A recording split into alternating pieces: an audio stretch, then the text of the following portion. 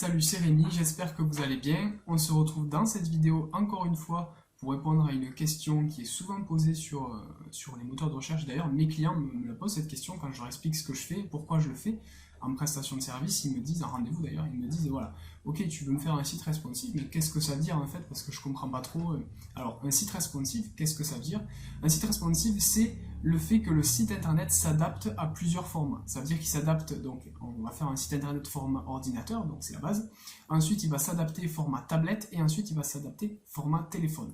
Avant, si vous voulez, on faisait des sites internet, c'était un peu une feuille A4, c'était un site immuable, c'est-à-dire qu'il ne bougeait pas, peu importe le format. Quand on diminuait la fenêtre de notre écran, il ne bougeait pas. Donc quand on allait sur notre téléphone, il fallait zoomer. Des fois, quand vous allez sur des sites internet sur le téléphone et qu'il faut zoomer, ça sous-entend que, c'est sûr d'ailleurs, le site internet n'est pas responsive. Donc du coup, il faut le travailler. C'est obligatoire parce que maintenant, ce qu'il faut savoir, c'est plus de 80% des navigations se font sur téléphone. Donc imaginez que tous vos visiteurs doivent zoomer sur votre site internet sur le téléphone, c'est pas possible. On doit avoir un site internet qui est responsive et qui s'adapte à plusieurs formats, qui doit être dynamique.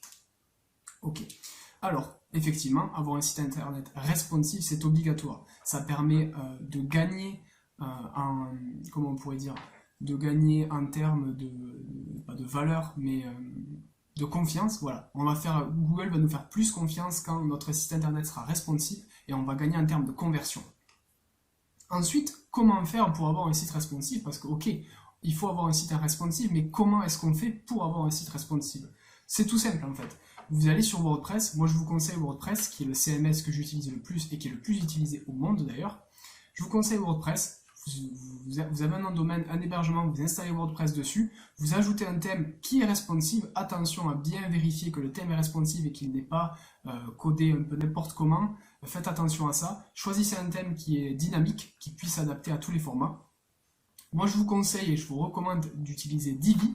Divi qui est le thème que j'utilise le plus pour toutes les créations de sites internet que je fais. Je fais près de 100 sites internet avec Divi, ça fonctionne très très bien. Tous les sites internet sont tous différents et on arrive à faire quelque chose de très simple à utiliser pour mes clients.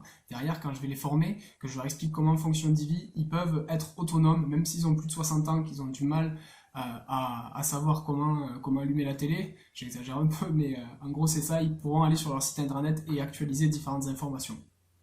Donc vous utilisez Divi et l'opportunité de Divi, donc l'avantage de Divi, voilà, pas l'opportunité, l'avantage de Divi c'est que quand vous allez construire votre page, en fait il va vous proposer plusieurs formats. Automatiquement, quand vous allez construire votre page, il va vous dire ok, tu construis cette page là, dis-toi que si tu veux voir à quoi ça va ressembler version tablette, voilà à quoi ça va ressembler. Si tu veux regarder à quoi ça va ressembler en format téléphone, voilà à quoi ça va ressembler. Bien sûr, il faudra idéalement retravailler chaque format un petit peu parce que si vous essayez d'aller un petit peu plus dans le détail, vous allez voir que effectivement ça s'adapte pas tout à fait, même si c'est responsive, visuellement il y aura peut-être des espacements qui vont pas très bien, etc.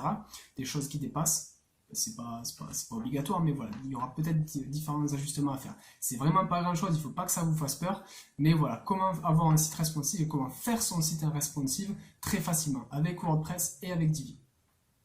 J'espère que cette vidéo aura répondu à votre question sur ce qu'est un site internet responsive et comment avoir un site internet responsive. Si vous voulez aller plus loin, je vous mets un lien vers mon article de blog où je vous explique tout.